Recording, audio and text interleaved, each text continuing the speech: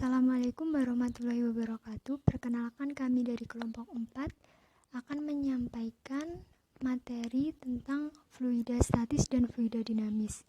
Sebelumnya perkenalkan kelompok kami, yaitu saya Anggi Adelia Putri nomor 028, Faihotul Himmah nomor 021, Vita Amidanal Himmah 018, Maidah 024, Munatania Atiba 013, Safira Putri Ramadhani 023, Serli Wahyu Ekasari 003, Widi Lestari 006. Untuk yang pertama, kita membahas mengenai fluida statis. Pengertian fluida statis merupakan salah satu cabang ilmu sains yang membahas karakteristik fluida saat diam. Biasanya membahas mengenai tekanan pada fluida ataupun yang diberikan oleh fluida pada objek yang tenggelam di dalamnya. Sifat-sifat fluida yaitu sifat fisis fluida dapat ditentukan dan dipahami lebih jelas saat fluida berada dalam keadaan diam atau statis. Sifat-sifat fluida statis yaitu massa jenis, tegangan permukaan, kapilaritas, viskositas, dan tekanan. Selanjutnya adalah massa jenis. Dalam fisika, ukuran kepadatan atau densitas benda homogen tersebut disebut massa jenis, yaitu massa per satuan volume. Jadi, massa jenis adalah pengukuran massa setiap satuan volume benda.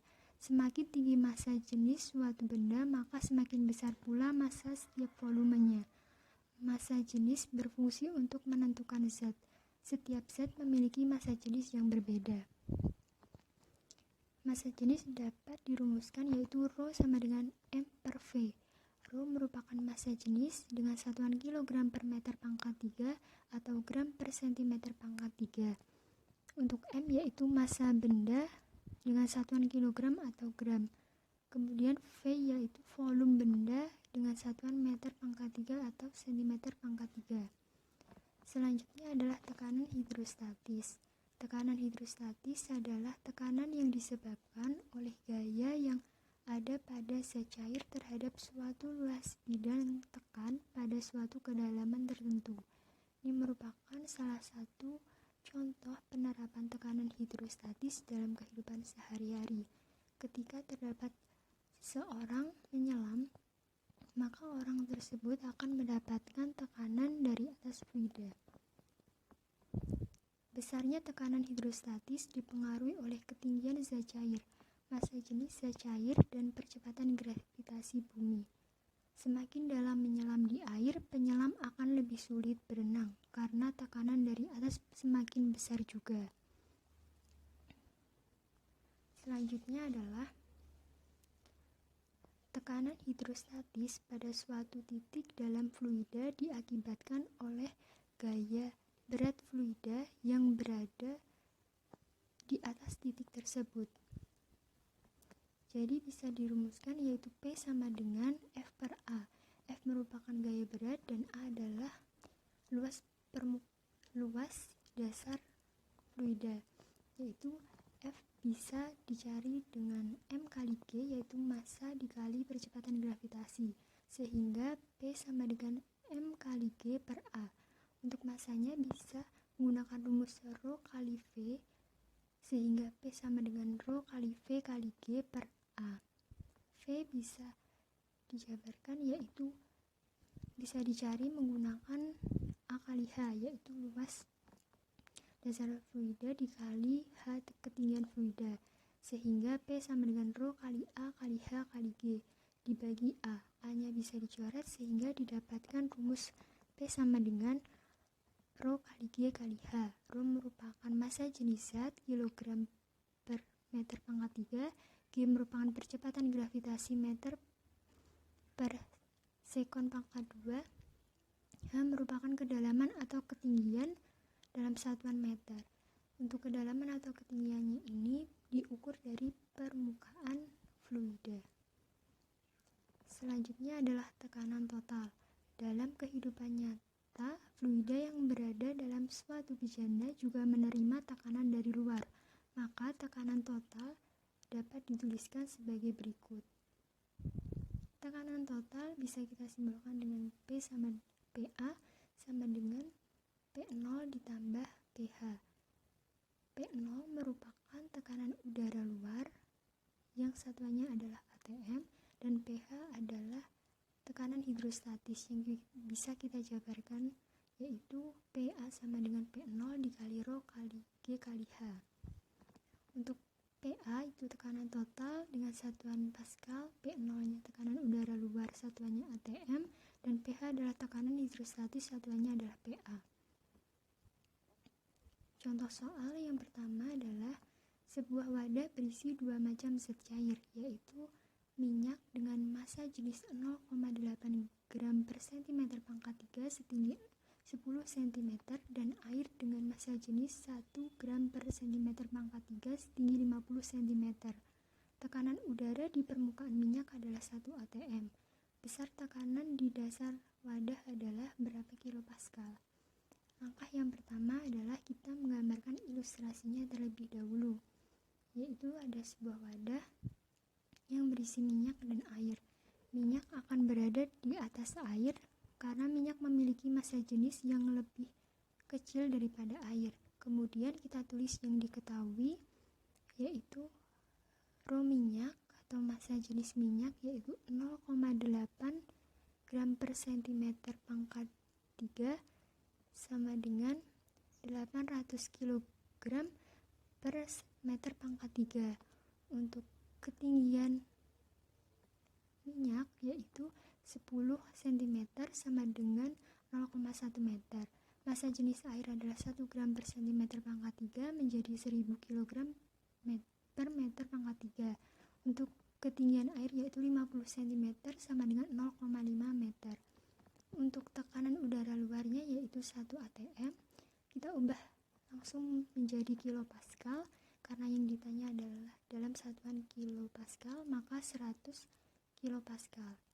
Untuk tekanan total kita bisa mencarinya dengan menjumlahkan tekanan minyak, tekanan air, dan tekanan total.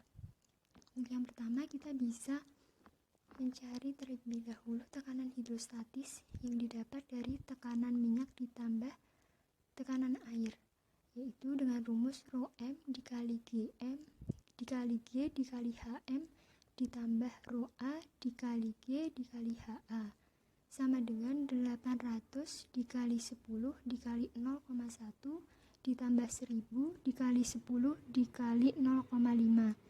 Maka didapatkan hasil 800 ditambah 5000 menjadi 5800 pascal. Karena satuannya yang diminta adalah kilopascal, maka kita ubah yaitu dibagi 1000 menjadi 5,8 kilopascal.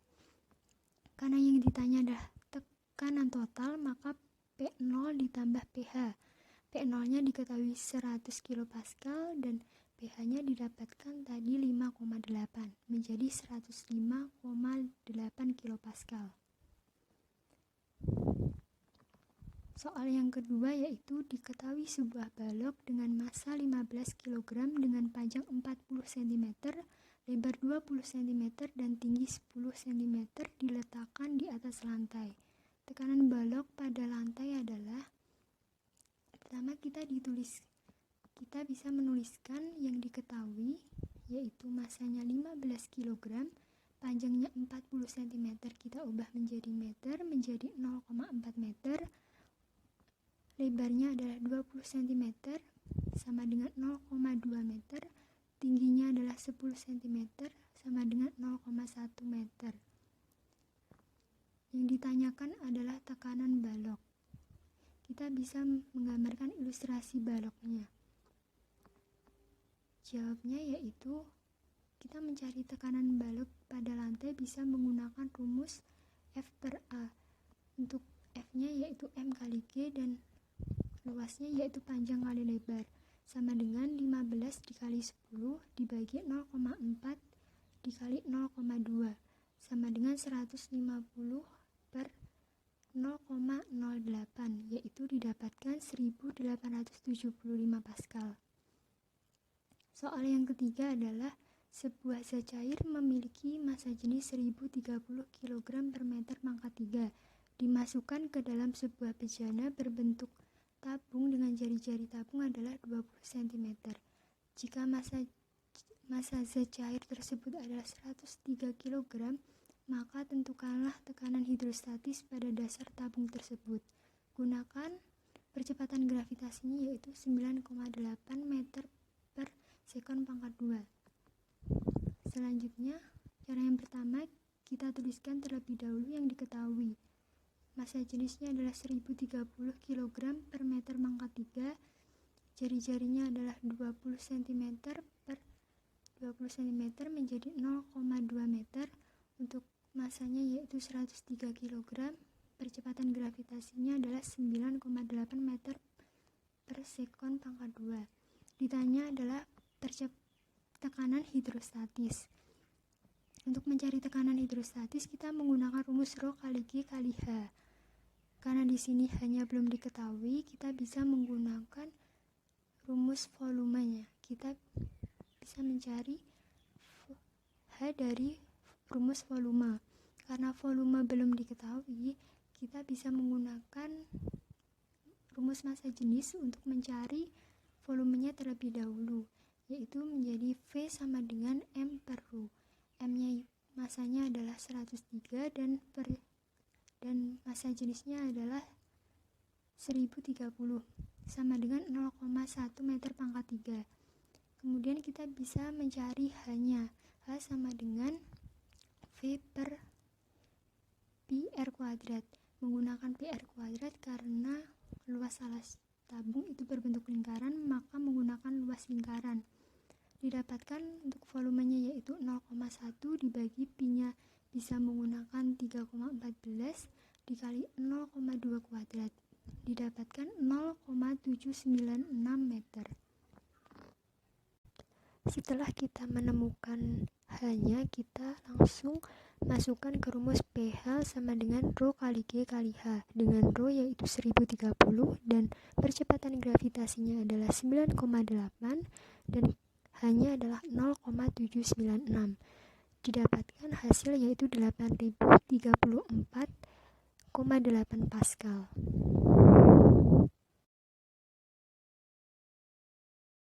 Baik, saya Faikotul Hima melanjutkan penjelasan tadi. Saya akan melanjutkan penjelasan dari hidrostatis. Berikut hukum hidrostatis. Bunyi hukum hidrostatis yaitu tekanan hidrostatis pada sembarang titik yang terletak pada satu yang mendatar dalam zat cair atau fluida yang diam besarnya sama. Pada gambar tersebut terlihat di titik A, B, dan C. Berdasarkan hukum pokok hidrostatis, maka tekanan di ketiga titik tersebut adalah sama. Tekanan hidrostatis bergantung pada kedalaman disimbolkan dengan H, percepatan gravitasi disimbolkan dengan G, dan juga Rho atau massa jenis. Bagaimana jika bejana berhubungan diisi dengan dua zat cair yang berbeda? Biasanya ini tuh di pipa U, teman-teman. Bila dalam bejana tersebut diisi oleh beda zat cair atau dua zat cair yang berbeda, maka hukum utama hidrostatis tetap berlaku, yakni tekanan hidrostatis pada P1 sama dengan di P2 atau di tekanan di zat A atau zat 1 sama dengan tekanan di zat B di titik B tersebut. Hukum pokok hidrostatika dapat digunakan untuk menentukan massa jenis zat cair dengan menggunakan pipa U sebagai berikut. Hukum utama hidrostatis menyatakan bahwa tekanan hidrostatis pada setiap titik yang berada di kedalaman yang sama dalam keadaan setimbang adalah sama. Berdasarkan hukum utama hidrostatik tersebut, besar tekanan di titik P1 sama dengan di titik P2. Pada gambar tersebut pipa U dengan dua zat cair yang berbeda. Tentunya hidrostatika itu dipengaruhi oleh massa jenis atau Rho, ketinggian atau H, dan juga percepatan gravitasi. Maka dituliskan untuk menentukan massa jenis zat cair dengan persamaan tekanan di titik 1 dan titik 2. P1 sama dengan P2, yakni Rho 1 G1 H1 sama dengan Rho 2 G H2. G diasumsikan sama menjadi Rho 1 H1 sama dengan Rho 2 H2. Mari kita mencoba menyelesaikan berikut. Berikut adalah gambar di mana kita harus menentukan persamaan untuk menentukan massa jenis zat cair yang ketiga. Di dalam pipa U tersebut terdapat 3 zat. Zat 1, zat 2, zat 3. Di titik A terdapat 1 zat, di titik B ada 2 zat. Diketahui rho 1 1 gram per cm kubik, rho 2 0,8 per cm kubik, H1 9 cm, H2 10 cm, dan H3 2 cm. Ditanyakan rho 3 atau rho di zat yang ketiga. Di situ berlaku untuk tekanan A sama dengan di tekanan B. Di tekanan A terdapat 1 zat, yakni zat 1, di tekanan B yakni ada 2 zat, zat 1 sama zat 2, maka berlaku PA sama dengan PB. Di PA yaitu rho 1 kali G kali H1 sama dengan rho 2 G H2 ditambah rho 3 G H3. Diasumsikan G besarnya sama, maka G dapat dihilangkan menjadi rho 1 H1 sama dengan rho 2 H2 ditambah rho 3 H3. Untuk mencari rho 3, maka diperoleh rho 1 H1 dikurangi oleh rho 2 H2 dibagi oleh H3. Maka di input angkanya menjadi 1 dikali 9 dikurangi oleh 0,8 dikali 10 dibagi oleh 2, sehingga diperoleh hasil 1/2 atau 0,5. Maka massa jenis zat 3 atau rho 3 adalah 0,5 gram per cm kubik. Hukum hidrostatis tidak bergantung pada bentuk wadah, karena hukum hidrostatis bergantung pada ketinggian, percepatan gravitasi, dan juga massa jenis. Gambar tersebut menunjukkan bahwa 3 bejana dengan bentuk yang berbeda. 3 buah bejana di atas memiliki perbedaan bentuk dan diisi air yang sama dengan ketinggian yang sama, memiliki tekanan hidrostatis yang sama besar di tiap bejana. Sedangkan berat zat cair tiap bejana berbeda. Jadi dapat disimpulkan bahwa bentuk wadah tidak mempengaruhi pada tekanan hidrostatis. Penerapan hukum hidrostatis dalam kehidupan sehari-hari kita dapat menjumpai pada pemasangan infus. Kenapa? Karena saat pemasangan infus sebelumnya pasien akan ditensi darah. Jadi ketika telah diketahui tekanan darah si pasien, maka infus tersebut harus di atas dari tekanan darah. Karena jika infus lebih kecil atau lebih rendah tekanan daripada si pasien, maka cairan tersebut tidak akan masuk ke dalam darah, malah darah yang akan masuk ke cairan. Seperti itu. Next adalah hukum Pascal. Hukum Pascal yakni tekanan yang diberikan pada zat cair di dalam ruang tertutup akan diteruskan ke segala arah dan ke semua bagian ruang tersebut dengan sama besar. Secara sederhana, suatu peralatan hidrolik, misalnya dongkrak hidrolik seperti gambar di bawah, terdiri atas bejana tertutup U yang dilengkapi dengan 2 buah pengisap pada kedua kakinya. Misalnya luas penampang pengisap 1 atau piston 1 adalah A1 dan luas penampangnya 2 adalah A2 dengan A1 lebih kecil daripada A2. Jika piston 1 diberi gaya sebesar F1 ke bawah, maka zat cair yang berada dalam bejana tersebut akan mengalami tekanan P1. Gambar tersebut berdasarkan hukum Pascal, tekanan P1 akan diteruskan ke segala arah dengan sama besar ke piston 2. Jadi piston 2 dengan luas penampang A2 menerima tekanan P1. Jika gaya yang dihasilkan oleh tekanan P1 pada penampang A2 adalah F2, maka akan diperoleh persamaan sebagai berikut, yakni P1 sama dengan P2. Rumus tekanan atau P adalah F per A, maka diperoleh P1 sama dengan P2, yakni F1 per A1 sama dengan F2 per A2. F1 merupakan gaya yang bekerja pada piston 1, yakni dengan satuan Newton. F2 gaya yang bekerja pada piston 2 dengan satuan Newton. A1 luas penampang piston 1 dengan satuan meter persegi. Dan A2 merupakan luas penampang piston 2 dengan satuan meter persegi. Selanjutnya kita mencoba pada soal berikut. Perhatikan gambar tersebut. Jika jari-jari pada pipa kecil adalah 4 cm, yakni yang sebelah kiri ya teman-teman, dan jari-jari pipa besar adalah 16 cm, tentukan gaya minimal yang diperlukan untuk mengangkat beban 160 kg. Berlaku hukum Pascal, yakni tekanan 1 sama dengan tekanan 2. Tekanan rumusnya F per A, jadi F1 per A1 sama dengan F2 per A2. Luas dari penampang tersebut berbentuk lingkaran, sehingga menggunakan luas lingkaran yakni pi R kuadrat. Maka sama pi, akhirnya pi-nya dicoret, tinggal R kuadrat aja. F sama dengan W diperoleh dari massa dikalikan gravitasi. Maka F1 per R1 kuadrat sama dengan W per R2 kuadrat. F1 per 4 kuadrat sama dengan 1600 per 16 kuadrat. Maka diperoleh besar gaya oleh piston 1 sebesar 100 Newton. Contoh penerapan hukum Pascal dalam kehidupan ada dongkrak hidrolik, gempa hidrolik, rem hidrolik, dan juga mesin pengangkat mobil. Dari saya, terima kasih. Saya, Vita Amidana Likma, akan melanjutkan materi berikutnya, yaitu tentang hukum Archimedes. Hukum Archimedes menjelaskan hubungan antara gaya berat dan gaya ke atas yang biasa kita sebut dengan gaya apung pada suatu benda jika dimasukkan ke dalam fluida. Nah, hukum Archimedes ini ditemukan oleh ilmuwan yang berasal dari Yunani yang bernama Archimedes.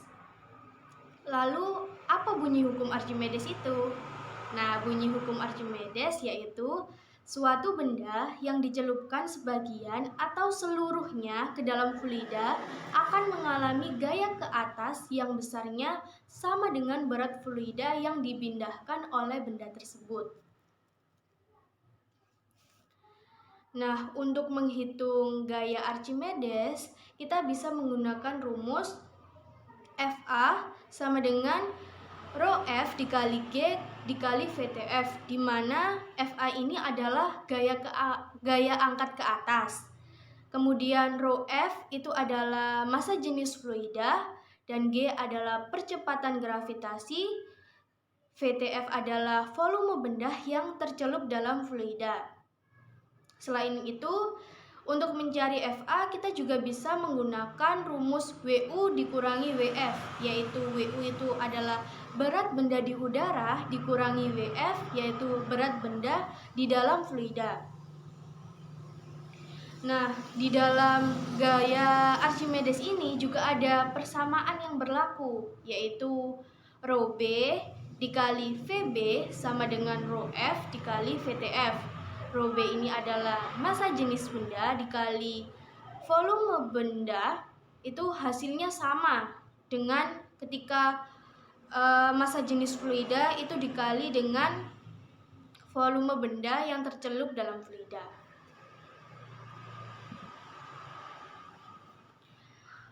Ketika benda berada dalam fluida, maka benda itu akan mengalami 3 keadaan, yaitu yang pertama adalah benda terapung, yang kedua itu benda melayang, dan ketiga adalah benda tenggelam. Yang pertama itu adalah benda terapung, yaitu di mana keadaan ini terjadi saat massa jenis fluida lebih besar dari massa jenis benda. Bisa dilihat di gambar yang bawah sebelah kiri, itu adalah ilustrasi ketika benda itu mengalami keadaan terapung.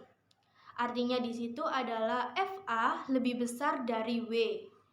Ketika FA-nya lebih besar, maka dia bisa mengangkat benda itu sehingga menahan benda itu untuk jatuh, sehingga benda itu terapung. Yang kedua adalah benda melayang. Keadaan ini terjadi saat massa jenis fluida itu sama dengan massa jenis benda. Terlihat di gambar bahwa FA-nya itu sama dengan W, sehingga benda ini tuh melayang, yaitu tepat berada di tengah-tengah. Kemudian keadaan ketiga yaitu benda tenggelam. Keadaan ini terjadi saat massa jenis fluida lebih kecil dari massa jenis benda. Terlihat di ilustrasi gambar itu benda dalam keadaan tenggelam, di mana FA-nya itu kurang dari W. Nah, ketika FA-nya itu kurang dari W, maka berat bendanya kan lebih besar. Nah, FA yaitu gaya angkat ke atasnya itu lebih kecil, jadi gayanya itu tidak bisa menahan berat benda itu, sehingga menyebabkan benda itu tenggelam. Penerapan hukum Archimedes. Yang pertama adalah kapal laut. Mengapa kapal laut yang massanya bertonton dan terbuat dari besi baja dapat terapung di laut? Nah, hal ini terjadi karena gaya angkat kapal sebanding dengan berat kapal. Selain itu, kapal laut itu juga memiliki bentuk berongga, sehingga volume air yang dipindahkan akan lebih besar dan gaya angkat ke atas pun juga menjadi lebih besar. Berikut adalah ilustrasi dari badan kapal laut. Kemudian adalah kapal selam. Kapal selam mampu mengatur massa jenisnya di dalam air agar bisa menyelam, melayang, dan mengapung di permukaan air. Caranya adalah dengan mengeluarkan atau memasukkan air untuk mengurangi atau menambah massa jenisnya. Jadi kapal selam itu dia bisa mengeluarkan atau memasukkan air, sehingga dia bisa mengontrol kapan dia menyelam, melayang, dan mengapung. Yang berikutnya adalah balon udara. Udara di dalam balon udara itu dipanaskan agar massa jenisnya menjadi lebih kecil daripada massa jenis udara di sekitarnya, sehingga balon udara dapat melayang di udara. Suatu benda ditempatkan di dalam wadah yang berisi air dan minyak. Volume benda yang tercelup di dalam air 50% dan di minyak 30%. Jika massa jenis air 1 gram per cm kubik, massa jenis minyak 0,8 gram per cm kubik, dan percepatan gravitasi 10 meter per second kuadrat. Tentukan massa jenis benda. Kita tulis dulu yang diketahui, yaitu VTA, yaitu volume yang tercelup dalam air sebesar 50%. Bisa kita tulis 0,5 VB, yaitu 0,5 dari volume benda keseluruhannya. Kemudian VTM, yaitu volume benda yang tercelup dalam minyak, yaitu 30%, sama dengan 0,3 VB. Rho airnya itu 1 gram per cm kubik dan rho minyaknya 0,8 gram per cm kubik. Lalu kita jawab, karena benda ini dalam keadaan diam, maka sigma Fy-nya itu sama dengan 0. Lalu kita cari gaya-gaya yang bekerja di sumbu Y. Karena di sumbu Y itu di sebelah atasnya, gaya yang mengarah atas itu ada F minyak dan F air, dan ada W yang mengarah ke bawah. Langsung kita tulis saja, yaitu Fm plus Fa dikurangi W sama dengan 0 karena benda itu dalam kondisi diam. Lalu kita masukkan saja rumus-rumus yang sudah diketahui, yaitu Fm itu sama dengan rho m dikali G dikali VTM ditambah rho A dikali G dikali VTA sama dengan M kali G. M kali G ini penjabaran dari W ya. Karena seluruh sisinya ada G-nya, yaitu percepatan gravitasi, bisa kita coret untuk memudahkan kita dalam menghitung. Kemudian persamaannya menjadi rho M kali VTM ditambah rho A kali VTA sama dengan rho B kali VB. Karena M itu bisa diuraikan menjadi rho B dikali VB. Kemudian kita masukkan rho M-nya itu 0,8 dikali 0,3 VB ditambah 1 dikali 0,5 VB sama dengan rho B dikali VB. Karena di seluruh sisinya ada VB, kita coret aja. Rho B menjadi 0,8 dikali 0,3 yaitu 0,24 ditambah 1 kali 0,5 yaitu 0,5 menjadi 0,74 gram per centimeter kubik. Jadi massa jenisnya sudah kita temukan yaitu sebesar 0,74 gram per centimeter kubik. Selanjutnya yaitu ada tegangan permukaan. Tegangan permukaan yaitu gaya atau tarikan ke bawah yang menyebabkan permukaan cairan berkontraksi dan benda dalam keadaan tegang. Contoh penerapan di kehidupan sehari-hari, ada nyamuk atau binatang-binatang kecil dapat berdiri di atas permukaan air, seperti gambar yang A. Kemudian ada jarum dapat terapung dalam permukaan air. Itu juga menjadi salah satu contoh penerapan di kehidupan sehari-hari. Nah, tegangan permukaan didefinisikan sebagai perbandingan gaya tegangan permukaan dengan panjang permukaan, di mana gamma sama dengan F per D. Gamma yaitu tegangan permukaan, F adalah gaya tegangan, dan D adalah panjang permukaan. Berikutnya ada kawat geser. Nah, apabila ada sepotong kawat berbentuk huruf U dan pada kaki dipasang kawat lain yang dapat bergeser, seperti gambar itu, ada kawat bentuknya U, kemudian di kakinya ada kawat-kawat kecil, kawat-kawat lainnya yang dapat bergeser. Nah, nanti ketika kawat ini dicelupkan ke dalam air sabun, lalu dikeluarkan, maka akan membentuk selaput permukaan sabun.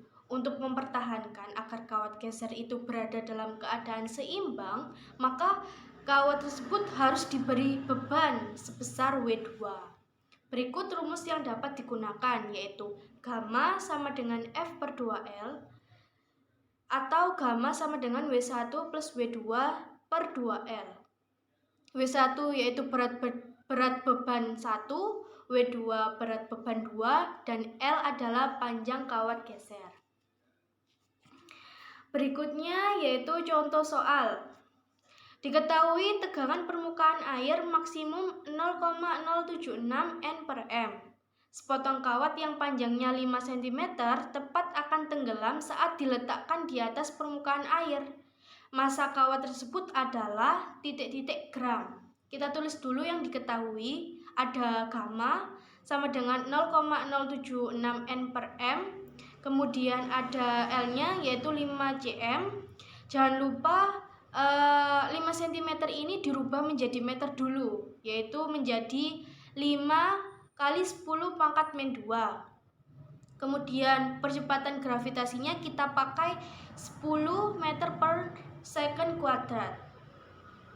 Lalu kita gunakan rumus yang sudah ada, yaitu gamma sama dengan F per 2L, di mana F ini bisa menjadi W itu adalah M kali G. Rumusnya menjadi gamma sama dengan M kali G per 2L.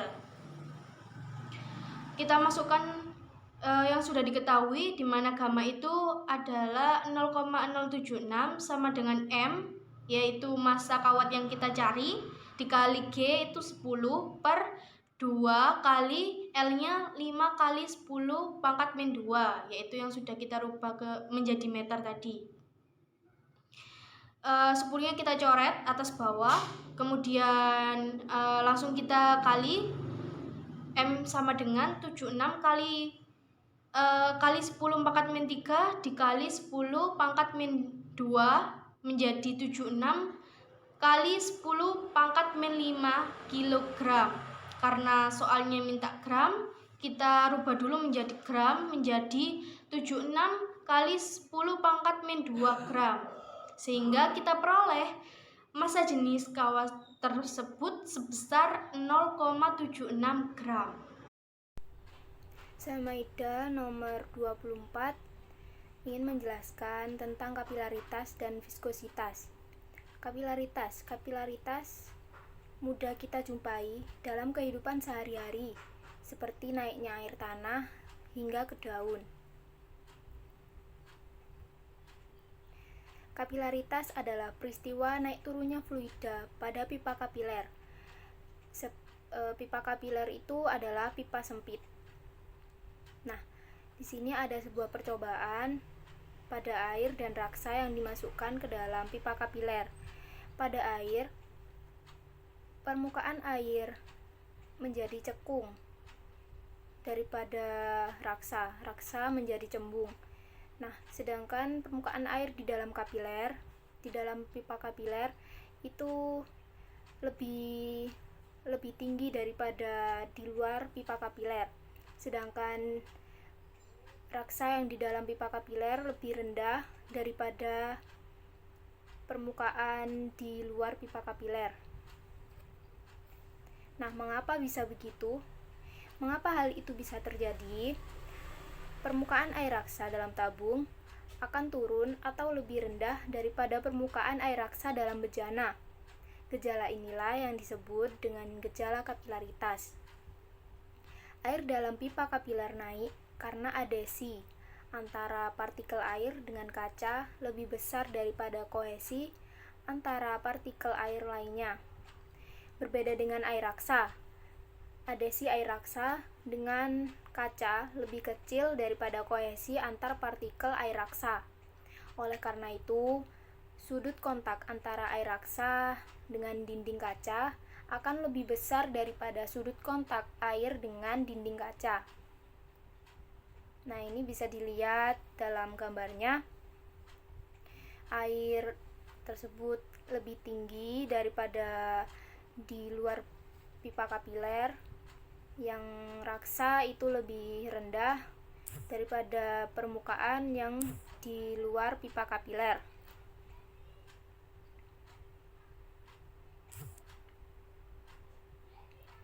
Zat cair akan naik di dalam pipa kapiler apabila gaya adesi lebih besar daripada gaya kohesi.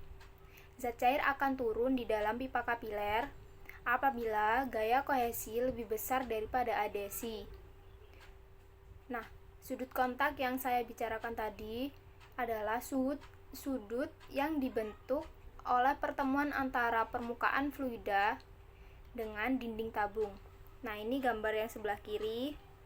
Kita bisa lihat itu sudutnya kurang dari 90. Itu contohnya pada air tadi. Nah, ini menyebabkan permukaannya menjadi cekung atau bisa disebut meniskus cekung. Nah, sedangkan yang kedua itu yang sebelah kanan itu bisa kita temukan pada air raksa yang dimasukkan ke dalam pipa kapiler. Sudutnya melebihi 90 derajat. Sudutnya melebihi 90 derajat sehingga mengakibatkan meniskus cembung. Lalu, apa itu adesi dan kohesi? Nah, adesi dan kohesi adalah gaya tarik-menarik. Gaya tarik-menarik partikel ada dua macam, yaitu yang pertama, adesi. Adesi adalah gaya tarik-menarik antara partikel-partikel zat yang tidak sejenis. Contohnya adalah permukaan fluida dengan dinding tabung. Nah, yang kedua ini adalah kohesi. Kohesi adalah gaya tarik-menarik antara partikel-partikel zat yang sejenis, contohnya antara partikel fluida. Rumus kapilaritas. Rumus kapilaritas bisa saya sampaikan seperti ini. Kenaikan atau penurunan zat cair pipa kapiler dirumuskan sebagai berikut. H sama dengan 2 gamma dikali cos theta per rho dikali G dikali R. Keterangannya di sini H adalah kenaikan atau penurunan zat cair dengan satuan meter. Yang kedua adalah rho adalah massa jenis. Massa jenisnya itu satuannya itu kilogram per meter pangkat 3. Ada lagi G yaitu percepatan gravitasi. Percepatan gravitasi ini memiliki satuan meter per second kuadrat. Lalu R adalah jari-jari pipa kapiler. Di sini satuannya adalah M. Satu lagi ada gamma. Gamma adalah tegangan permukaan yang dibahas oleh teman saya tadi sebelum ini. Nah, contoh kapilaritas dalam kehidupan sehari-hari. 1. Naiknya minyak tanah pada sumbu kompor sehingga kompor dapat menyala. Yang kedua, naiknya minyak tanah pada sumber lampu tempel sehingga lampu dapat menyala. Yang ketiga, naiknya air pada musim hujan sehingga dinding rumah menjadi basah, kayak ngerembes gitu loh. Yang keempat, naiknya air tanah melalui akar dengan pembuluh-pembuluh tumbuhan. Lalu, air menggenang dapat diserap dengan kain pel, spons, atau kertas isap. Cairan tinta yang tumpah dapat diserap oleh kapur tulis atau kertas isap. Itu yang terakhir. Ini kita ke contoh soal aja ya. Contoh soal yang pertama, sebuah pipa kapiler yang jari-jarinya 1 mm berisi raksa yang massa jenisnya 13,6 gram per cm pangkat 3. Jika sudut kontak, tegangan permukaan, dan percepatan gravitasi berturut-turut adalah 120 derajat, 1,36 Newton per M, 10 M per second kuadrat, maka tentukan penurunan raksa dalam pipa kapiler tersebut. Nah, ini diketahui pembahasannya. R-nya 1 mm. 1 mm diubah menjadi meter dulu, menjadi 10 pangkat min 3. Lalu rho-nya massa jenis 13,6 gram per cm pangkat 3 diubah menjadi kilogram per meter pangkat 3 menjadi 13.600. Lalu kita mendapatkan sudut kontaknya adalah 120 derajat. Cos 120 derajat adalah minus setengah. Sini kan soalnya dihitung penurunan raksanya. Penurunan raksanya berarti nanti minus. Jadi misalkan kita abaikan saja minusnya, itu enggak apa-apa, kan penurunan. Lalu setelah itu gamma. Gammanya ini tegangan permukaannya adalah 1,36 Newton per M. Lalu percepatan gravitasinya G sama dengan 10 meter per second kuadrat. Ditanyakan H, penurunannya.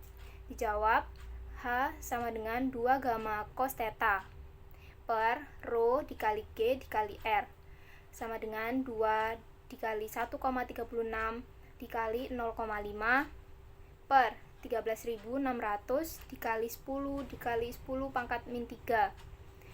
Hasilnya nanti bisa menjadi 10 pangkat min 2 meter sama dengan 1 cm. Jadi penurunan raksa di sini dalam pipa kapiler tersebut adalah sebesar 1 cm. Kita ke contoh soal selanjutnya, yaitu berapa tinggi air yang naik dalam pipa yang jari-jarinya 0,15 mm jika sudut kontaknya 0 dan gamma untuk air adalah 0,073.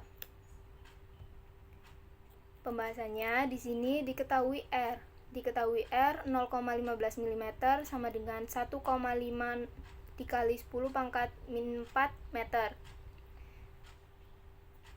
Lalu massa jenis airnya 1000 kg per meter pangkat 3.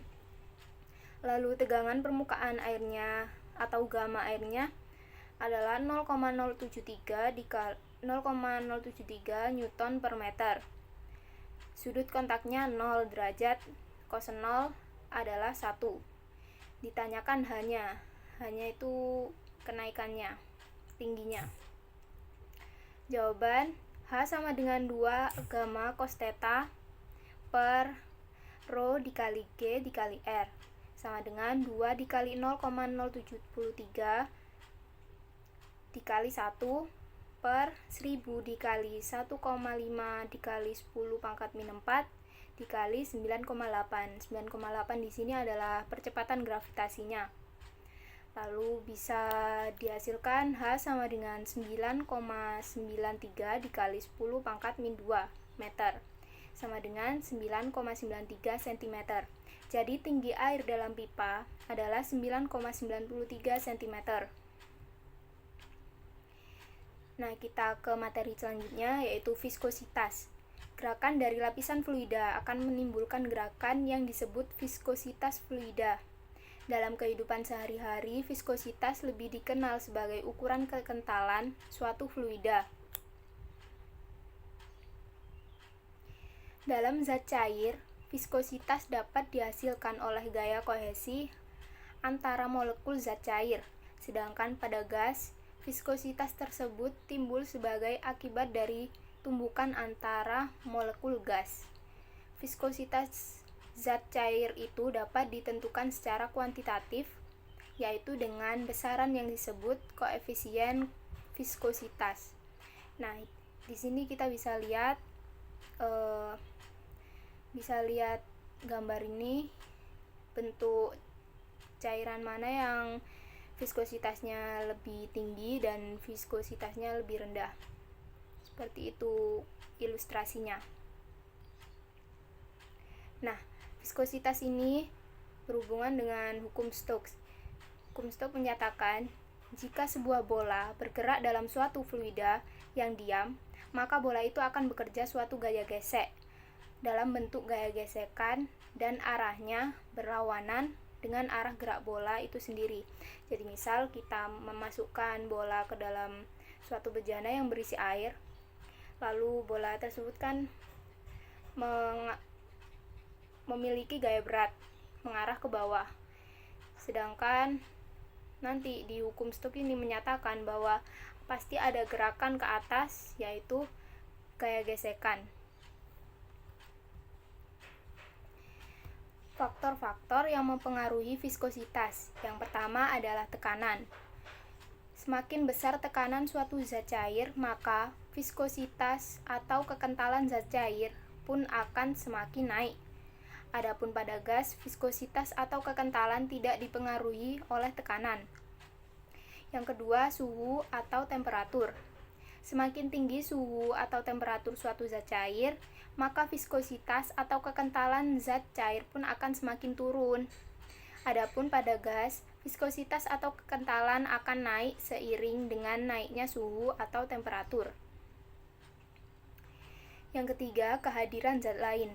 Kehadiran zat lain tertentu dapat menaikkan ataupun menurunkan viskositas kekentalan suatu zat cair. Yang keempat, berat molekul. Semakin berat molekul, maka viskositas atau kekentalan suatu zat cair juga akan semakin naik. Lalu, kekuatan antar molekul. Viskositas atau kekentalan suatu zat cair seperti air akan semakin naik seiring dengan adanya ikatan hidrogen yang terkandung di dalamnya. Lalu yang terakhir adalah konsentrasi larutan. Semakin tinggi konsentrasi suatu larutan, maka akan semakin tinggi juga viskositas atau kekentalan larutan tersebut. Lalu kita ke rumus viskositas.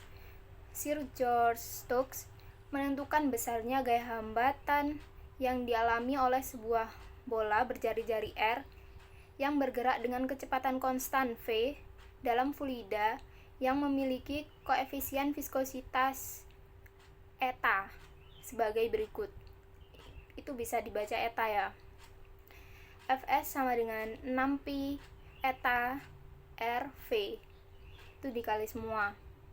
Fs di sini adalah gaya hambatan, yang satuannya adalah Newton. Lalu eta adalah koefisien viskositas. Ini satuannya adalah kilogram per meter second. Lalu ada R adalah jari-jari bola. Jari-jari bola satuannya adalah meter. Pi di sini bisa memakai 22/7 atau 3,14. Lalu V adalah laju relatif benda terhadap fluida. Sebuah bola dimasukkan ke dalam fluida akan mengalami beberapa gaya. Yang pertama adalah gaya berat, lalu gaya Stokes, lalu dan terakhir gaya Archimedes. Bisa kita lihat pada gambar yang sebelah kanan itu ada bola yang jatuh, itu memiliki gaya berat seperti yang saya katakan tadi.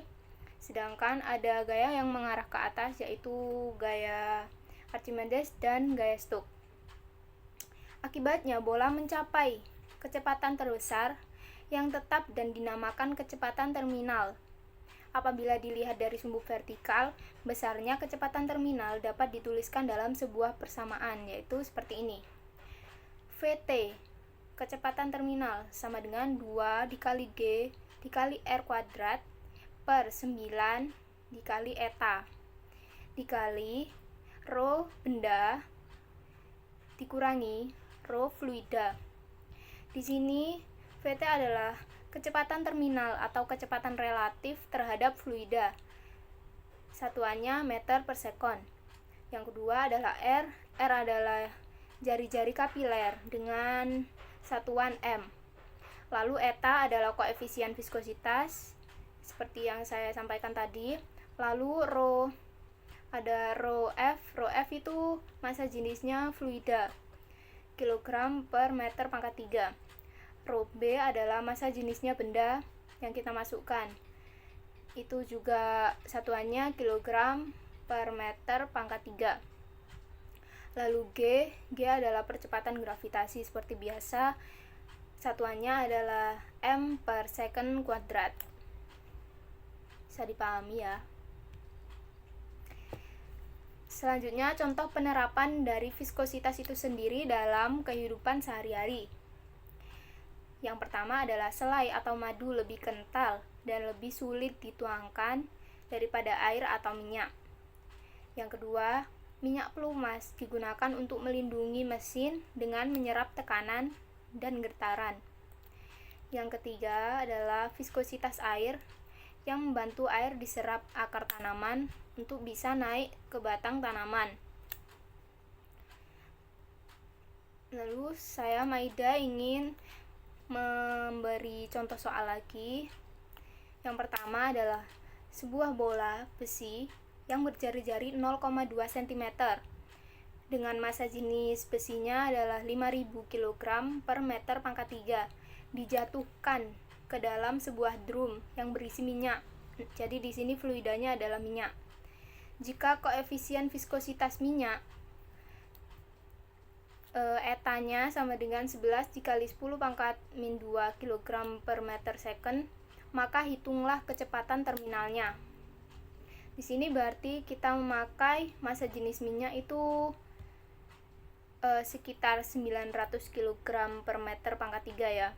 Jadi diketahui R-nya adalah 0,2 cm, jari-jarinya 0,2 cm, diubah menjadi meter menjadi 2 kali 10 pangkat 3 meter, 10 pangkat 3 meter, 10 pangkat min 3 meter.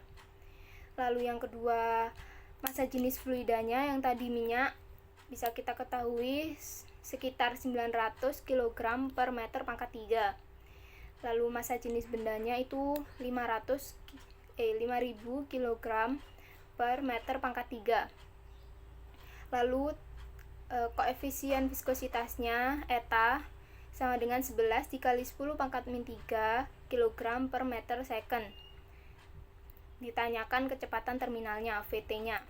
Jawab, VT sama dengan 2R kuadrat dikali G per 9 dikali eta dikali rho benda dikurangi rho fluida. Lalu 2 dikali 2 dikali 10 pangkat min 3 pangkat 2 lalu dikali 10 per 9 dikali 11 dikali 10 pangkat min 2 lalu dikali lagi 5000 dikurangi 900 dikurangi sama massa jenis fluidanya tadi. Lalu bisa kita hasilkan 0,165 meter per second. Jadi kecepatan terminal bola besi adalah sebesar 0,165 meter per second. Contoh soal yang kedua, sebuah benda berbentuk bulat jatuh ke kolam dan tenggelam ke dasar kolam. Benda tersebut mengalami hambatan 4,7 dikali 10 pangkat min 5 Newton.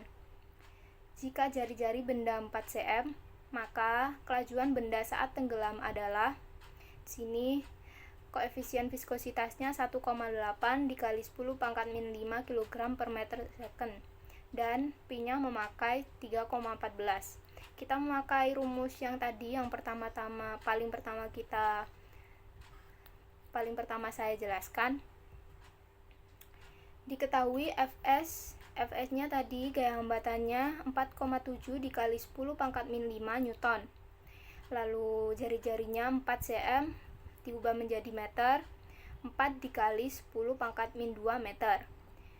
Lalu yang ketiga diketahui koefisien viskositasnya 1,8 dikali 10 pangkat min 5 kg per meter second. P-nya memakai 3,14. Ditanya kelajuan benda saat tenggelam. Kelajuan benda saat tenggelam menggunakan V kan. Awalnya tadi rumusnya itu Fs sama dengan 6Pi dikali eta dikali R dikali V. Jadi kita sekarang mencari V-nya, berarti Fs per 6Pi dikali eta dikali R. Jadi 4,7 dikali 10 pangkat min 5 diper 6 kali 3,14 dikali 1,8 dikali 10 pangkat min 5 dikali 4 kali 10 pangkat min 2. Lalu V sama dengan 4,7 dikali 10 pangkat min 5 per 135,7 dikali 10 pangkat min 7. Menjadi, kita bisa hitung airnya menjadi 3,47 meter per second. Jadi kelajuan benda saat tenggelam adalah sebesar 3,47 meter per second. Bisa dilanjutkan. Saya Munatani Atiba akan menjelaskan fluida dinamis. Fluida dinamis adalah zat yang bergerak dan mengalir. Contohnya adalah cair dan gas. Wah, emangnya zat gas juga mengalir dan bergerak? Tentu saja. Contohnya zat gas bergerak. Semisal di sebelahmu ada yang buang gas atau kentut, maka kamu akan mencium bau yang tak sedap. Itu buktinya zat gas bergerak. Yang kedua, zat gas mengalir dibuktikan dengan ketika kita meniup balon. Balon yang awalnya kempes kemudian mengembang, itu kan gas yang dari mulut kita mengalir ke balon itu, ke ruang balon itu, kemudian balonnya mengembang. Kemudian ada ilmu yang mempelajari tentang fluida bergerak, yaitu hidrodinamika. Kemudian ciri-ciri fluida dinamis yang pertama adalah aliran tunak. Artinya kecepatan aliran di suatu titik adalah konstan terhadap waktu. Yang kedua, merupakan aliran yang tidak termapatkan, artinya fluida yang mengalir tidak mengalami perubahan volume atau massa jenis ketika ditekan. Ketiga, merupakan aliran yang tidak kental, artinya tidak mengalami gesekan baik dengan lapisan fluida sekitarnya maupun di dinding yang dilalui. Keempat, aliran memiliki garis arus dan tidak bergolak, artinya tiap partikel fluida akan melewati titik lintasan yang sama dengan arah yang sama.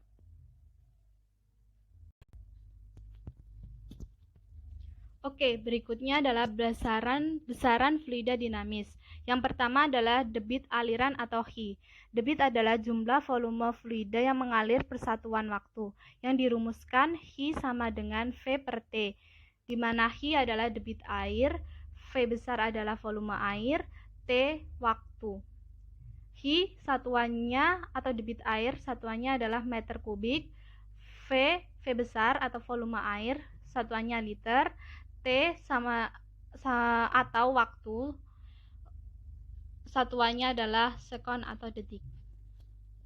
Atau bisa dicari dengan rumus H sama dengan A per V kecil, di mana A adalah luas penampang aliran atau meter persegi, dan V adalah kecepatan aliran fluida atau meter per sekon.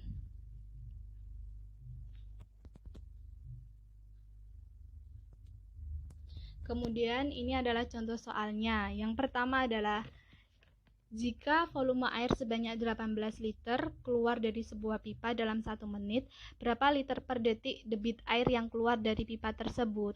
Nah, di sini sebelum kita menyelesaikan masalah persoalan atau soal tersebut, kita harus menulis diketahui dan ditanya agar kita mudah untuk menentukan, oh ini pakai rumus apa. Nah, di sini diketahuinya volume 18 liter, T atau waktunya 1 menit. Nah, pada rumus satuan waktu itu adalah sekon, maka kita mengubah waktu 1 menit itu ke detik. 1 menit adalah 60 detik. Kemudian ditanyanya adalah H atau debit.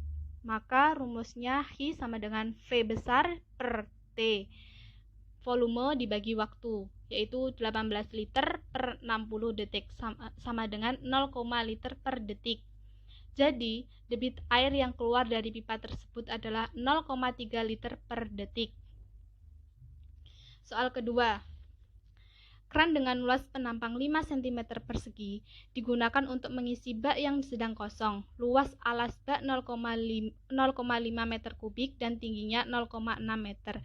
Jika waktu yang diperlukan untuk mengisi bak sampai penuh 5 menit, maka kecepatan air yang keluar dari keran adalah diketahui A atau luas penampangnya adalah 5 cm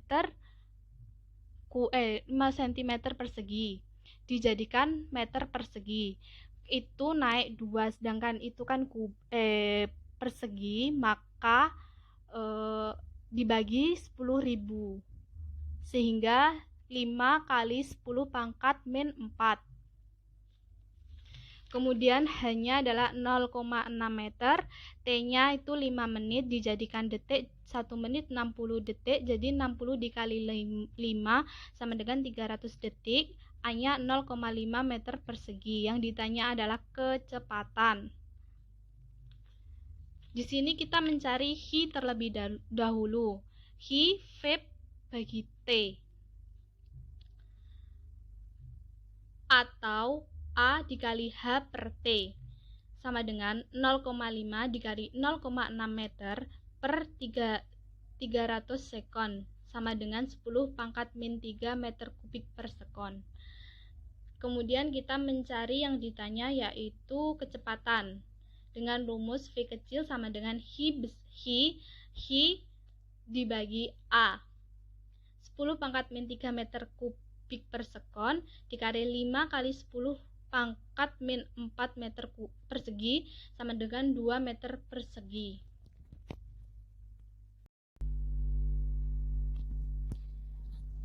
Oke, kemudian persamaan kontinuitas. Persamaan kontinuitas adalah persamaan yang menghubungkan kecepatan fluida dalam dari satu tempat ke tempat lainnya. Dengan bunyi hukum kontinuitas adalah pada fluida yang tidak termapatkan hasil kali antara kelajuan aliran fluida dalam suatu wadah dengan luas penampang wadah selalu konstan.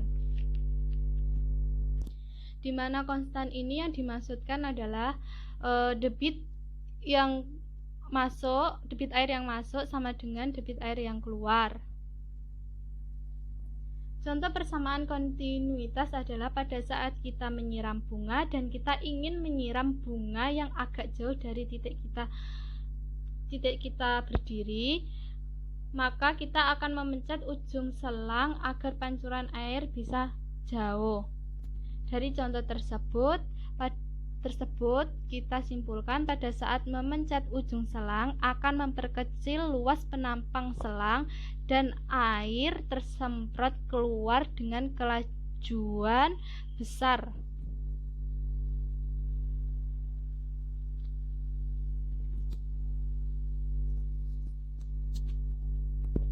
Ya, kemudian di sini saya memiliki gambar. Anggap saja ini pipa. Di suatu ketika pipa ini mengalami perubahan luas penampang.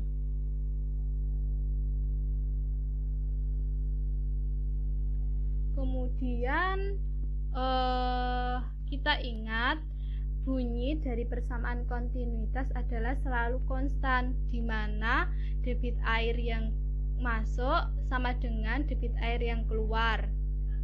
Jadi Hi1 sama dengan Hi2, di mana A1 itu adalah luas penampang bagian pipa yang berdiameter besar, V1 adalah kecepatan aliran fluida pada bagian pipa yang berdiameter besar, A2 luas penampang bagian pipa yang diameternya kecil, dan V2 adalah kecepatan aliran fluida pada bagian yang berdiameter kecil, dan L itu adalah jarak tempuh fluida.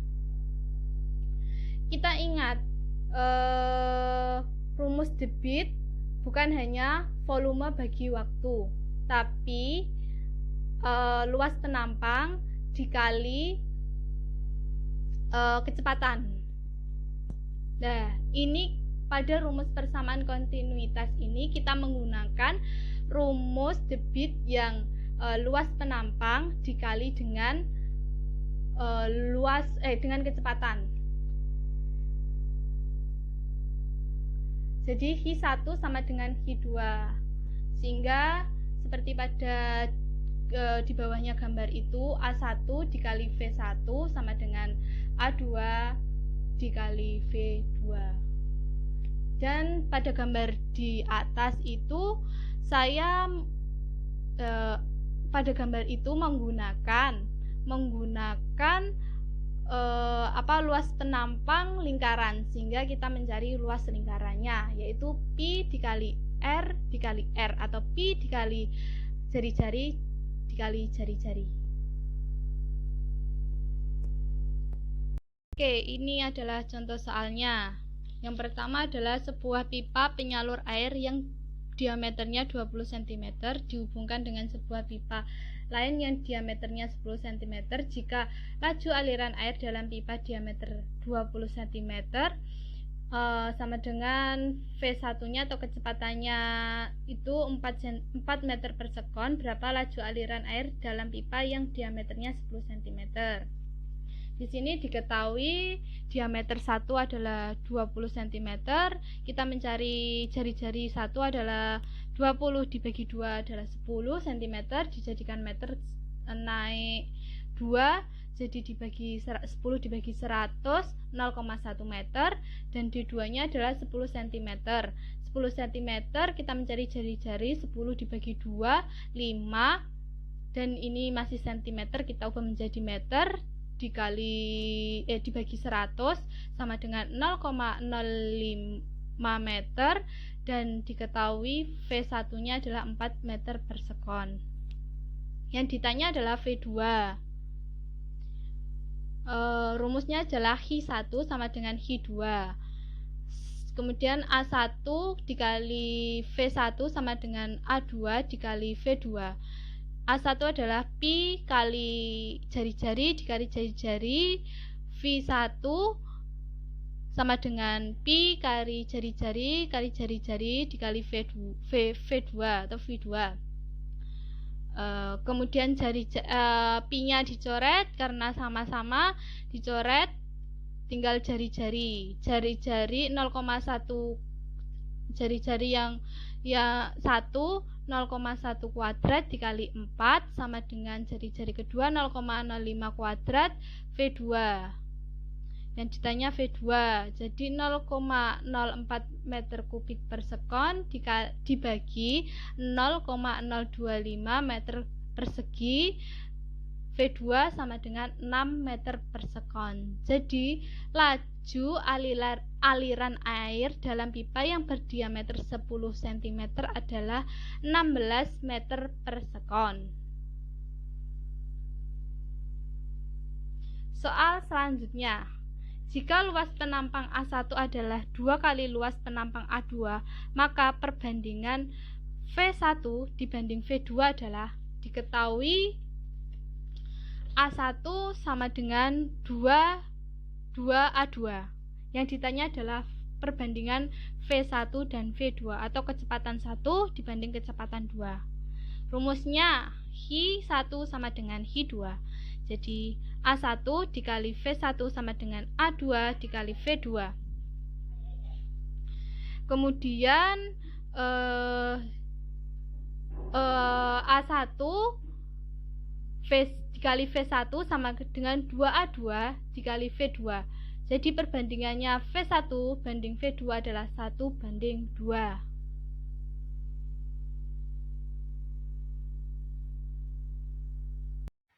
Saya Safira Putri Ramadhani akan menjelaskan mengenai hukum Bernoulli dan penerapannya.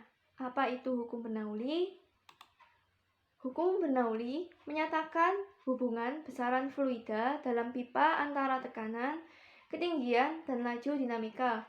Hukum Bernoulli ditemukan oleh ilmuwan asal Jerman yaitu Daniel Bernoulli. Dari penemuannya tersebut, Bernoulli menerbitkan sebuah buku berjudul Hidrodinamika pada tahun 1738. Kemudian untuk asas Bernoulli menyatakan bahwa pada pipa mendatar, tekanan fluida paling besar terdapat pada bagian yang kelajuan alirannya kecil.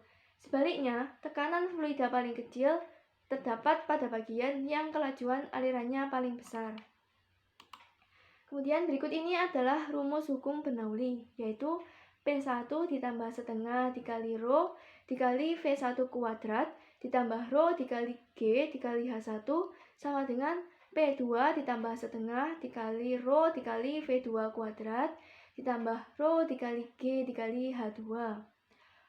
Untuk ρ adalah massa jenis fluida, G adalah percepatan gravitasi, P1 adalah tekanan pada ketinggian 1, P2 adalah tekanan pada ketinggian 2, V1 adalah kecepatan pada ketinggian 1, V2 adalah kecepatan pada ketinggian 2, H1 adalah tinggi ketinggian 1, dan H2 adalah tinggi ketinggian 2. Kemudian berikut ini adalah contoh dari soal hukum Bernoulli. Dapat dilihat pada gambar, yaitu luas penampang besar adalah 10 cm persegi dan penampang kecil adalah 5 cm persegi. Apabila kecepatan aliran air pada pipa besar 2 meter per sekon dengan tekanan 40 kPa, maka tekanan pada pipa kecil adalah. Untuk penyelesaiannya, pertama diketahui A1 atau luas penampang besar yaitu 10 cm persegi. Kemudian luas penampang kecil atau A2 sama dengan 5 cm persegi. Kemudian untuk V1 atau kecepatan pada pipa besar yaitu 2 meter per sekon. P1 atau tekanan pada pipa besar yaitu 40 kPa atau 40.000 Pascal. Kemudian H1 atau ketinggian 1 yaitu 0 karena tepat berada di atas tanah. Kemudian H2-nya sama dengan 60 cm. Kita jadikan meter menjadi 0,6 meter. Kemudian untuk gravitasinya sama dengan 10 meter per sekon kuadrat. Dan untuk massa jenis air atau rho air sama dengan 1000 kg per meter kubik. Kemudian yang dicari adalah P2 atau tekanan pada pipa kecil.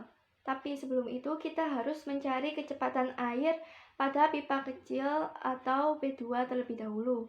Untuk mencari kecepatan air pada pipa kecil atau V2 dapat dicari dengan menggunakan rumus persamaan kontinuitas. A1 dikali V1 sama dengan A2 dikali V2.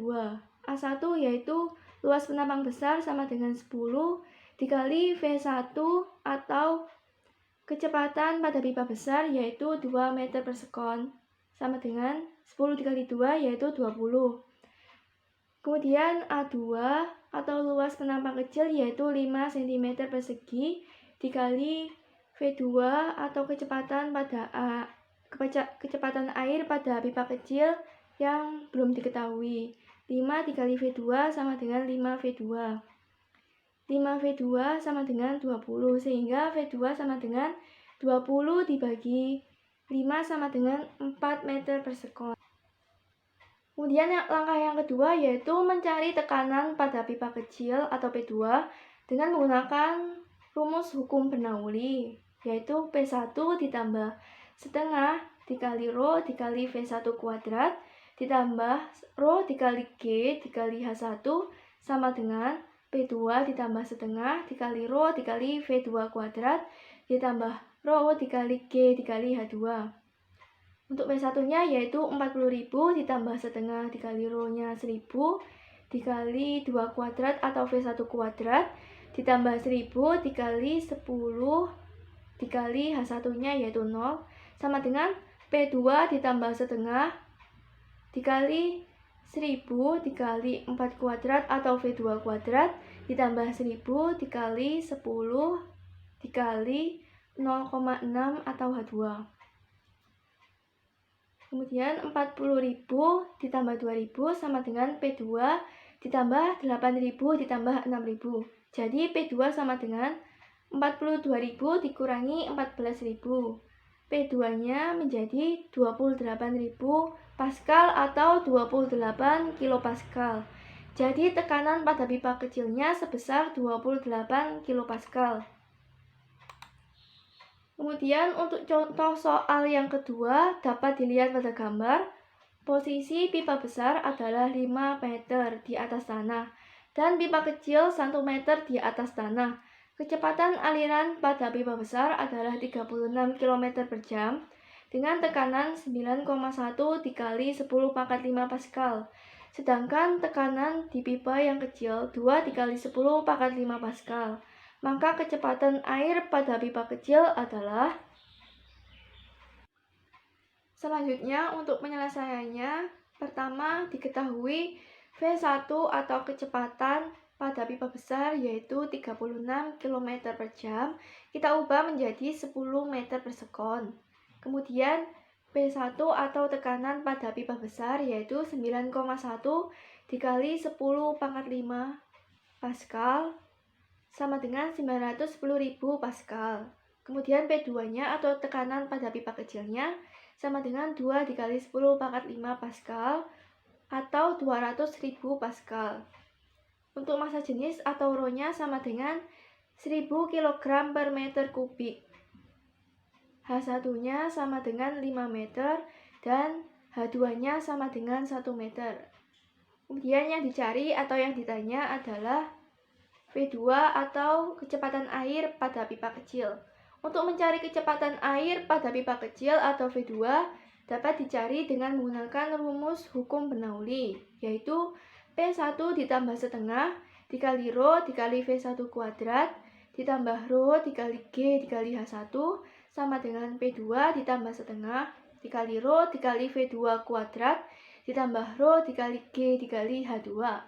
Untuk P1-nya tadi yaitu 910.000 ditambah setengah dikali 1000 dikali 10 pangkat 2 atau V1 kuadrat ditambah 1000 dikali 10 dikali 5 atau H1 sama dengan 200.000 atau P2 ditambah setengah dikali 1000 dikali V2 kuadrat yang belum kita ketahui ditambah 1000 dikali 10 dan dikali 1 atau H2.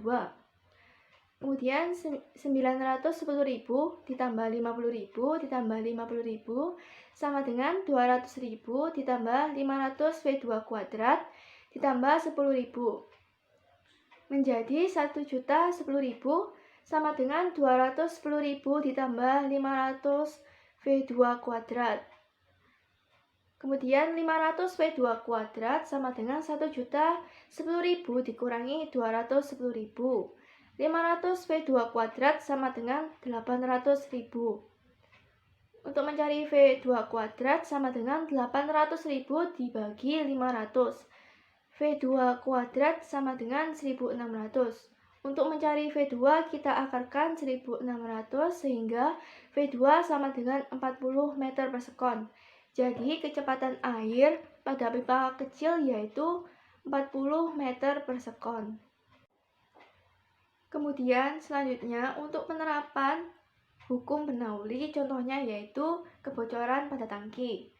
Dari persamaan Bernoulli dengan menganggap tekanan di permukaan dan di lubang kebocoran sama, serta kecepatan fluida di permukaan sama dengan 0. Untuk mencari V atau kecepatan aliran fluida pada lubang tangki dapat dicari dengan V sama dengan akar 2 dikali G dikali H.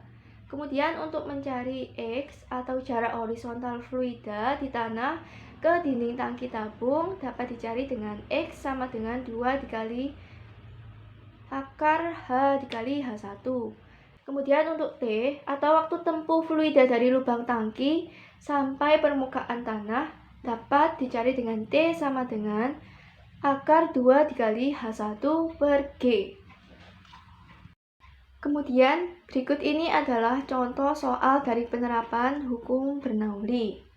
Dapat dilihat pada gambar, sebuah bak berisi air terdapat sebuah keran. Jika G atau gravitasi sama dengan 10 meter per sekon kuadrat, berapa kecepatan semburan air keran? Untuk penyelesaiannya, pertama diketahui H sama dengan 85 cm dikurangi 40 cm sama dengan 45 cm atau 0,45 meter. Kemudian untuk gravitasinya sama dengan 10 meter per sekon kuadrat. Yang ditanya atau dicari adalah V atau kecepatannya. Untuk mencari V dapat digunakan rumus V sama dengan akar 2G dikali H sama dengan akar 2 dikali 10 dikali 0,45 sama dengan akar 9. Jadi V sama dengan akar dari 9 yaitu 3. Jadi V sama dengan 3 meter per sekon. Jadi kecepatan air keran sebesar 3 meter per sekon. Terima kasih. Bismillahirrahmanirrahim. Saya Sarliuhi Ekasari akan menjelaskan sedikit mengenai venturimeter. Ada yang tahu venturimeter? Venturimeter adalah sebuah alat yang bernama pipa venturi. Pipa venturi merupakan sebuah pipa yang memiliki penampang bagian tengahnya lebih sempit dan diletakkan mendatar dengan dilengkapi pipa pengendali untuk mengetahui permukaan air yang ada sehingga besarnya tekanan dapat diperhitungkan. Dalam pipa venturi ini, luas penampang pipa bagian tepi memiliki penampang yang lebih luas daripada bagian tengahnya, atau diameter pipa bagian tepi lebih besar daripada bagian tengahnya. Zat cair dialirkan melalui pipa yang penampangnya lebih besar, lalu akan mengalir melalui pipa yang memiliki penampang lebih sedikit. Dengan demikian, maka akan terjadi perubahan kecepatan. Venturimeter dapat dipakai untuk mengukur laju aliran fluida, misalnya menghitung laju aliran air atau minyak yang mengalir melalui pipa. Venturimeter juga digunakan untuk mengukur volume fluida, misalnya minyak yang mengalir tiap detik. Dapat dilihat pada gambar tersebut Gambar tersebut menunjukkan sebuah tabung Venturi. Fluida dengan massa jenis rho mengalir di dalam tabung dengan luas penampang yang lebih sempit, yaitu A2. Kemudian bagian tabung ini dihubungkan dengan manometer zat cair yang diisi raksa dengan massa jenis rho aksen. Dengan mengukur tinggi perbedaan raksa di dalam manometer, dapat ditentukan kecepatan fluida di dalam tabung Venturi tersebut. Dapat kita ketahui persamaan Bernoulli dan persamaan kontinuitas, yaitu P1 plus setengah rho V1 kuadrat plus rho GH1 sama dengan P2 plus setengah rho V2 kuadrat plus rho GH2. Atau bisa kita sebutkan dengan A1 kali V1 sama dengan A2 kali V2. Dan kita akan mendapatkan V2 sama dengan A1 kali V1 per A2. Untuk laju aliran fluida atau bisa disebut dengan V1 dapat diperoleh dengan V1 sama dengan akar 2 kali rho aksen min rho dikali GH per rho buka tutup kurung A1 kuadrat per A2 kuadrat min 1. Dengan menggunakan persamaan Bernoulli dan persamaan kontinuitas, kecepatan aliran fluida pada tabung Venturi dapat diperoleh V2 sama dengan A1 per A2 akar 2 kali rho aksen min rho dikali GH per rho buka tutup kurung A1 kuadrat per A2 kuadrat min 1. Dengan itu, dinyatakan V1 sama dengan kecepatan aliran pada permukaan 1 dengan satuan meter per sekon. V2 juga didapat kecepatan aliran pada permukaan 2 dengan satuan meter per sekon. A1 sama dengan luas penampang 1 dengan satuan meter kuadrat. A2 sama dengan luas penampang kedua dengan satuan meter kuadrat. H adalah beda ketinggian permukaan fluida pada manometer dengan satuan meter. Rho adalah massa jenis fluida pada venturimeter dengan satuan kilogram per meter kubik. Rho aksen sama dengan massa jenis fluida pada manometer dengan satuan kilogram per meter kubik. Sedangkan G adalah kecepatan gravitasi dengan satuan meter per sekon kuadrat. Contoh soal hukum Bernoulli untuk venturimeter tanpa manometer. Bisa dilihat dalam gambar tersebut, terdapat air yang mengalir dalam venturimeter seperti pada di atas dengan H sama dengan 5 cm. Jika kecepatan aliran air pada penampang 1 sebesar 3 meter per sekon dan kecepatan gravitasi sama dengan 10 meter per sekon kuadrat, maka besar percepatan aliran air pada penampang 2 adalah. Jadi, dapat kita ketahui bahwa nilai H adalah 5 cm, sedangkan satuan asli dalam H adalah meter, jadi kita rubah dengan satuannya 5 cm menjadi meter, merubah jadi 0,05 meter. Sedangkan V1 sama dengan 3 meter per sekon. Kecepatan gravitasi atau G sama dengan 10 meter per sekon kuadrat. Ditanya V kuadrat atau kecepatan aliran pada penampang kedua. Dijawab V2 kuadrat min V1 kuadrat sama dengan 2GH. V2 kuadrat min 3 kuadrat sama dengan 2 kali 10 kali 0,05. V2 kuadrat min 9 sama dengan 1. V2 kuadrat sama dengan 10. Jadi dapat kita ketahui bahwa V2 sama dengan akar 10 dengan satuan meter per sekon. Sedangkan pada contoh soal kedua, kita ada hukum Bernoulli untuk venturimeter dengan manometer. Bisa dilihat dalam gambar, sebuah pipa venturi memiliki luas penampang masing-masing 8 kali 10 pangkat min 2 meter kuadrat dan 5 kali 10 pangkat min 3 meter kuadrat, digunakan untuk mengukur kelajuan air. Jika beda ketinggian air raksa di dalam kedua manometer adalah 0,2 meter dengan G adalah 10 meter per sekon kuadrat. Tentukan kelajuan air tersebut, sedangkan rho raksa sudah diketahui 16.600 kg per meter kubik. Diketahui A1 sama dengan 8 kali 10 pangkat min 2 meter kuadrat, A2 sama dengan 5 kali 10 pangkat min 3 meter kuadrat, H adalah 0,2 meter, G adalah 10 meter per sekon kuadrat, rho raksa sama dengan 13.600 kg per meter kuadrat, rho U sama dengan 1.000 kg per meter kuadrat. Sedangkan ditanya V atau kelajuan air. Dijawab V sama dengan akar 2 rho R atau raksa dikali GH per rho U buka tutup kurung A1 per A2 kuadrat min 1.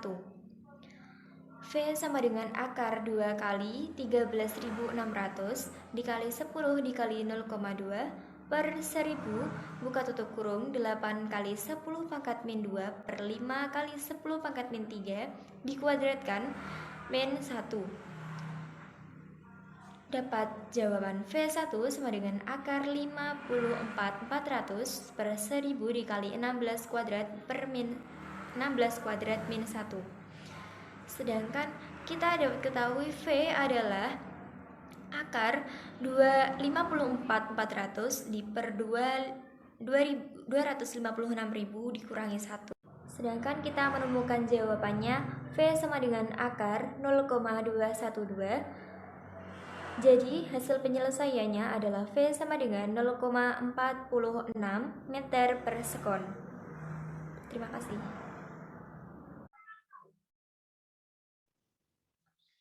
Baik, jadi di sini saya Widi Lestari akan menjelaskan tentang tabung pitot. Tabung pitot merupakan alat untuk mengukur laju aliran udara atau gas. Tabung pitot ditemukan oleh insinyur berkebangsaan Prancis, Henri Pitot, pada awal abad ke-18 dan dimodifikasi oleh ilmuwan berkebangsaan Prancis, Henri Darcy, di pertengahan abad ke-19. Jadi ini bisa dilihat, ini adalah contoh gambar tabung pitot ya teman-teman.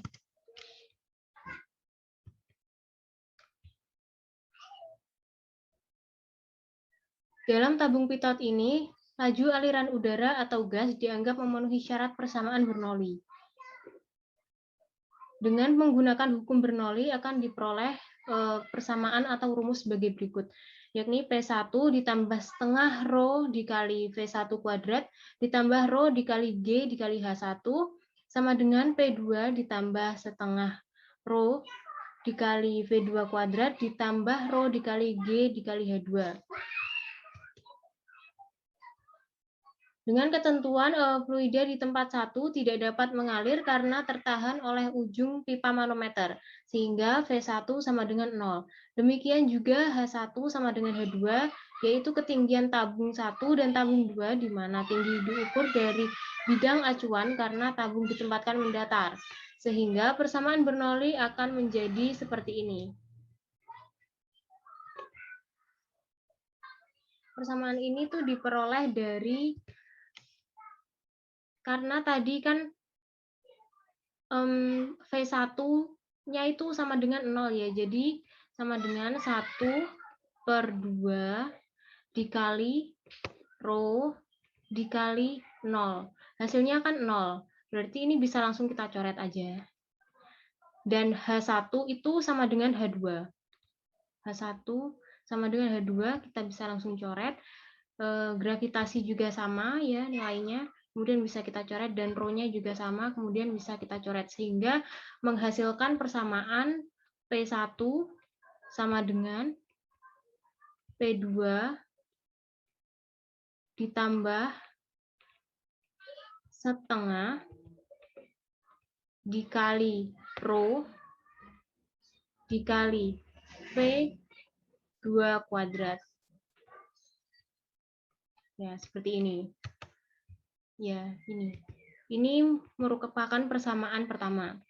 Kemudian, dengan menggunakan persamaan tekanan hidrostatis, bahwa tekanan di titik P sama dengan tekanan di titik Q, maka dapat diperoleh. Jadi menurut tekanan hidrostatis, tekanan di titik P ini sama dengan tekanan di titik Q. Jadi diperoleh persamaan seperti ini. PP sama dengan PQ. P1 sama dengan P2 plus P aksen dikali G dikali H.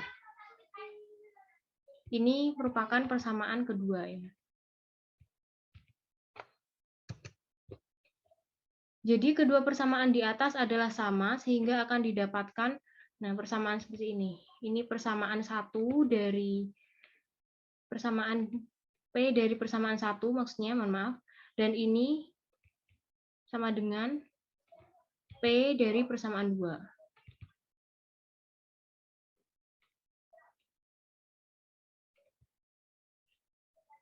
Ya.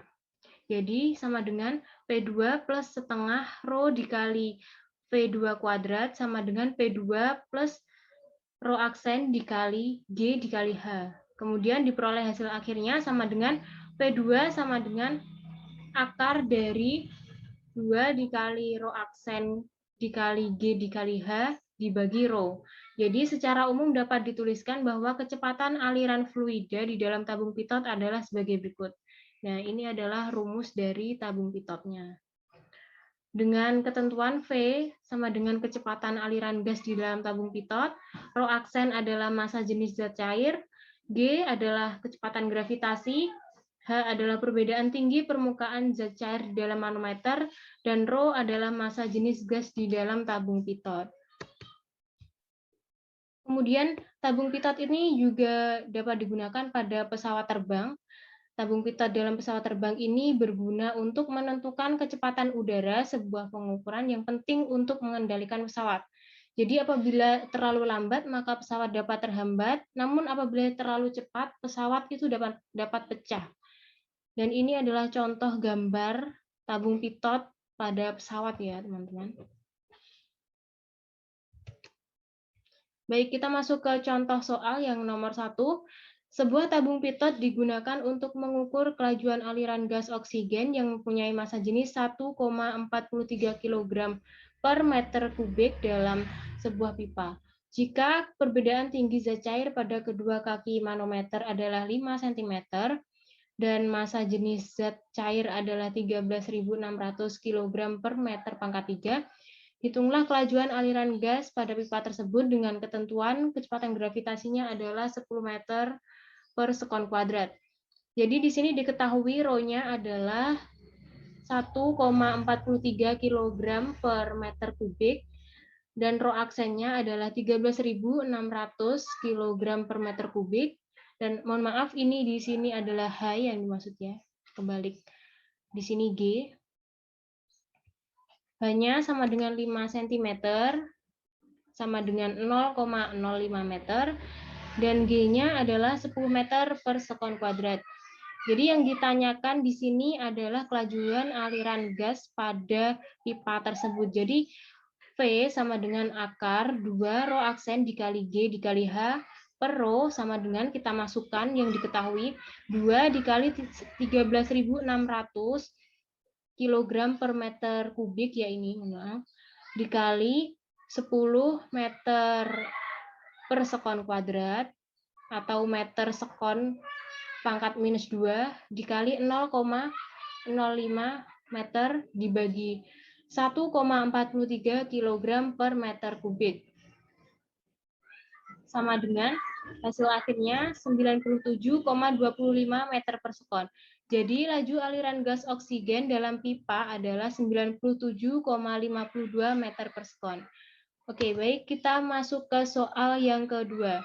Jika udara dengan massa jenisnya PU sama dengan, maksudnya ρU sama dengan 1,29 kg per meter kubik, dialirkan ke dalam tabung pitot dan perbedaan tinggi air raksa atau ρR sama dengan 13.600 kg per meter kubik, maka pada manometer 3 cm, maka kecepatan aliran udara tersebut adalah, diketahui di sini hanya adalah 3 cm, sama dengan 0,03 meter, dan rho-nya di sini adalah 1,29 kg per meter kubik.